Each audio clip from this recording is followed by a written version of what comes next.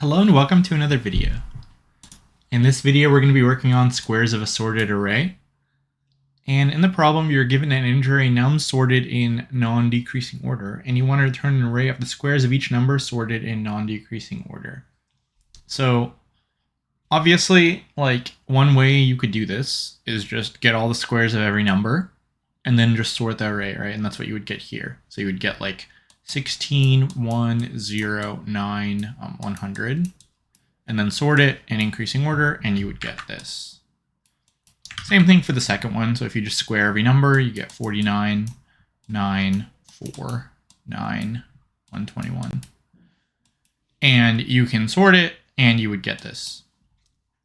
Now, there's a better, like, if you do this, you will have an n log n solution, right? Because you have to take every number, you have to square it, and then you have to sort. N sort is n log n. But you can take advantage of the fact that the array is already sorted. So think about, like, if I have an array, like here's an example. I have a sorted array, right, with positive and negative numbers. So obviously, if this was just positive numbers, then you can just take every number, sort it. It's all like take every number, square it, and it's already sorted. But what do the negative numbers add? Well, if you think about it, when you square a number, right? So if you just have some number, if you square it, the negative sign goes away. So if I do like 100 times 100, the negative sign will go away, right? So when you square a number, it'll become positive. So like negative 100 squared or 100 squared is the same thing. So because the array is already sorted, basically, your biggest number will have to either be, like the biggest squared number will always be either the smallest number or the biggest number here, right? Because imagine if this was just like negative 500. Well, when you square this, this will be 500 squared. And then if you square this, it'll be 200 squared. So that's kind of what you can do. So you just have like a two-pointer approach instead. And then what you can do is you'll have a result array, and you know that the biggest number has to be either here or here. So you can just have 2 pointers, and you just keep checking like which one has a bigger absolute value. So in this case, it would be the 200 has a bigger absolute value. So I'm just going to write down the numbers not squared, and then obviously you can square them. So you can take every number, write it down not squared, just take the positive number. So we'll write like 200, but in the actual result, we're going to be squaring every number. So 200 is bigger than the absolute value 100, so 200 is our biggest number.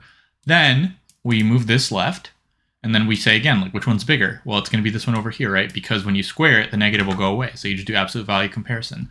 So it's going to be 100 next, then 60. So you move this over here. Then negative 50, which will be 50 squared. Then 40.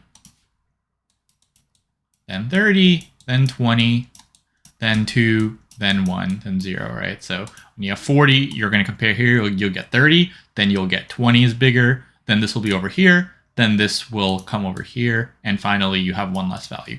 So you just take all these values and square it, and that's your result. And now we have an O of n solution just by using 2 pointers.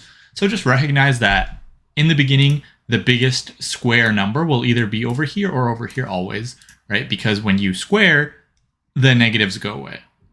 So this is an increasing array in terms of squared, and this is an increasing array in terms of squared as well. So the end of one of these two will have to be our biggest number. Find it, keep moving our things together until we have no more numbers, and then square it. So that's the solution we're going to code.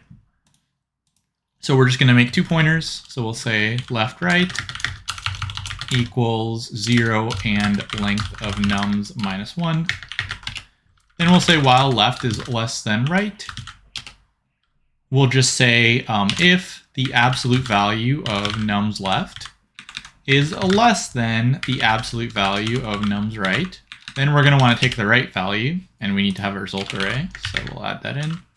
So if left is if the absolute value of left is smaller than right, we'll take the right value. So we'll say append the right value, absolute value. Oh, we don't need to do the absolute value. Actually, no, we still need the absolute value, I believe. We might not. So I guess if you look at it, let's say they're both negative, like that can happen. Then what would happen? Yeah, you would need to have the absolute value. Because let's say like every single number is negative, then you would still need it. So yeah.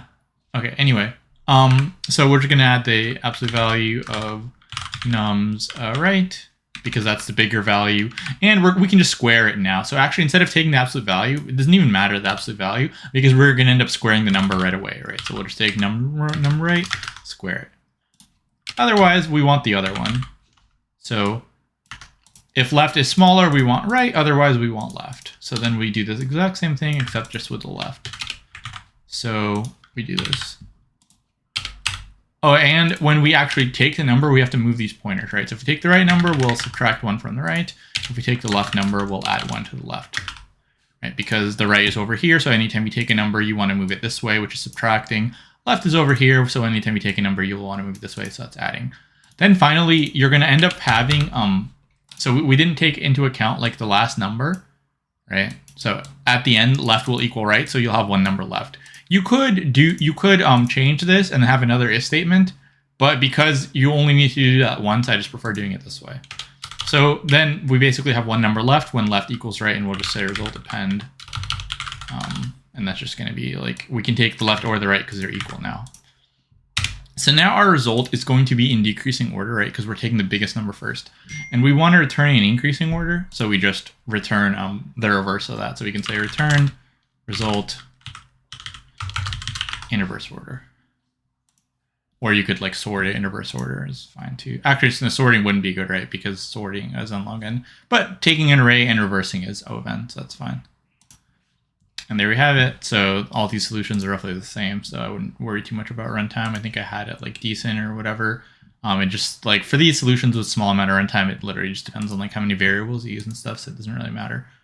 So here we have an O of n solution, so times O of n. And space is O of 1 because we need to store the result somewhere, so we're just using the result.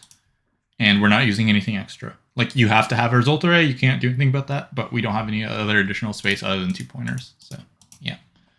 Yeah, it's gonna be all for this one, pretty easy one. So just a simple thing to recognize that you can use something better than sorting. And yeah, if you have any questions, as always, write in the comments. And if you did like this video, please like it and please subscribe to the channel. And I'll see you in the next one. Thanks for watching.